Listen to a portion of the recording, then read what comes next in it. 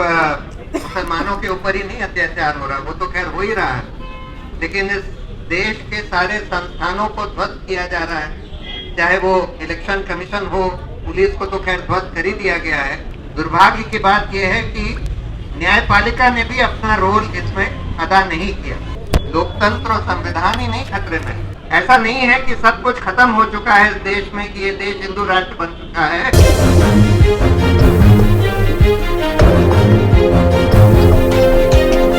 तो इस ऐसे हालात में न्यायपालिका का बहुत बड़ा दायित्व होता है कि वो इस पर एक इंडिपेंडेंट जांच करवाए, और उसी पुलिस जो दंगइयों के साथ मिली हुई थी उनके ऊपर इसकी जांच ना छोड़े। तो ये करवाने के बजाय वो पुलिस के साथ चलते गए, और उसके चलते हुए आज हम देख रहे हैं कि आज भी बहुत सारे बेकसूर लोग, उमर खालिद सैफी जैसे बहुत सारे बेकसूर लोग आज भी जेलों में बंद हैं। तो इसलिए इसमें न्यायपालिका का बहुत बड़ा कसूर है, मैं मानता हूँ। ये तो ऐसा तो कभी होना ही नहीं चाहिए कि 2 साल तक ऐसा आदमी जिसका वीडियो मौजूद है, भड़काऊ भाषण देता हुआ कह रहा है कि भाई हम अगर यहाँ से 24 घंटे में नहीं हटाया गया तो फिर हम कानून हाथ में ले लेंगे वगैरह वगैरह, और उसके खिलाफ कोई एक्शन ही नहीं होता, FIR तक नहीं होती। तो ये तो बहुत बड़ी नाकामी है न्यायपालिका की कि आज तक ये नहीं करा पाया। का आंदोलन भी एक तरह से सफल हो चुका है, क्योंकि आज तक NRC CAA को लागू नहीं किया गया।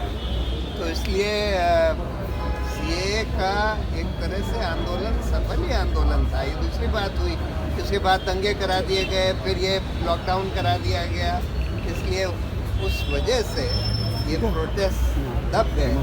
लेकिन बहुत ही ऐतिहासिक प्रोटेस्ट थे, और अगर ये CAA और NRC को फिर से लागू करने की कोशिश करते हैं तो मुझे कोई शक नहीं है कि इसके खिलाफ फिर से बहुत बड़े कि अब तो भाजपा और इस सरकार के पास कुछ रहा ही नहीं है। हर चीज़ में नाकाम रहे हैं। इस देश की इकोनॉमी को ध्वस्त कर दिया, इस देश के कानून व्यवस्था को ध्वस्त कर दिया, इस देश के संस्थानों को ध्वस्त कर दिया, इस देश की शिक्षा को ध्वस्त कर दिया, सब कुछ ध्वस्त कर दिया। तो अब बस मंदिर और कम्युनल पोलराइजेशन का ही आधार उनके पास रह गया है, तो यही सब कर रहे हैं। सबसे इस देश में अभी तक जितने प्रोटेस्ट हुए होंगे, मास प्रोटेस्ट, उनमें से सबसे पीसफुल प्रोटेस्ट, जहाँ पे संविधान सिखाया जा रहा था, संविधान के मूल जो हैं वो सिखाए जा रहे थे, बच्चे सीख रहे थे, उन प्रोटेस्टर्स को जिन्होंने इतने एग्जेम्पलरी प्रोटेस्ट ऑर्गेनाइज किए, उन लोगों के ही ऊपर इस कॉन्स्पिरेसी का गढ़ दिया गया कि उन लोगों ने ये साजिश करके दंगे करवाए गए। और दुर्भाग्य की बात यह है कि खैर पुलिस तो दंगइयों के संग शामिल थी। दुर्भाग्य की बात यह है कि न्यायपालिका ने भी अपना रोल इसमें अदा नहीं किया। अगर न्यायपालिका अपना रोल ठीक से अदा करती तो आज ये नहीं होता कि इतने सारे लोग, बिल्कुल बेकसूर लोग जेल में बंद हैं, और इतने सारे दंगई कपिल मिश्रा वगैरह के जैसे आज खुले घूम रहे हैं और आज नेता बने बैठे हैं। तो लेकिन इस प्रोटेस्ट का कई लोग ये सोचते हैं कि प्रोटेस्ट खत्म कर दिया गया और उसका कोई नतीजा नहीं निकला, लेकिन मैं ये मानता हूँ कि उसका एक बहुत बड़ा नतीजा ऑलरेडी निकल चुका है कि अभी तक NRC CAA को इम्प्लीमेंट सरकार नहीं कर पाई। इतना बड़ा प्रोटेस्ट देखकर उसको नहीं कर पाई।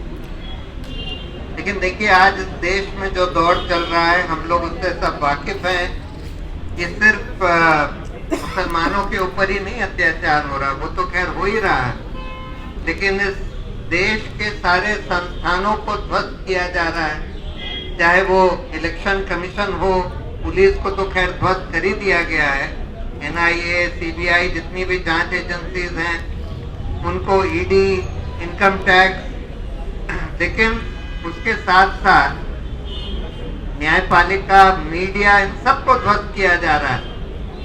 लेकिन एक ऐसा कल्चर प्रमोट किया जा रहा है, इसीलिए मैं कहता हूं कि इस देश में सिर्फ लोकतंत्र और संविधान ही नहीं खतरे में, इस देश में सभ्यता ही खतरे में, क्योंकि सभ्यता के ऊपर हमला किया जा रहा है।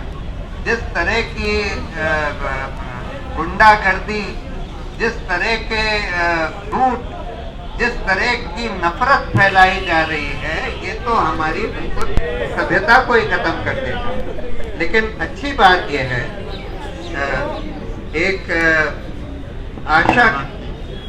आशा की किरण ये है कि ये सब चलते हुए भी, देखिए जैसे आसिफ ने आपको बताया कि हमारे यहाँ जो स्पिरिट है रेजिस्टेंस की, और वो आज खत्म नहीं हुई है, वो पूरी तरह से जिंदा है।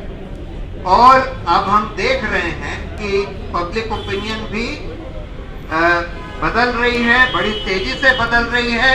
और जैसे जैसे पब्लिक ओपिनियन बदलती है, हम देखते हैं कि कई सारे हमारे खासकर न्यायपालिका भी अपना रुख बदल लेती है। तो अब हम न्यायपालिका का भी रुख धीरे धीरे बदलता हुआ देख रहे हैं।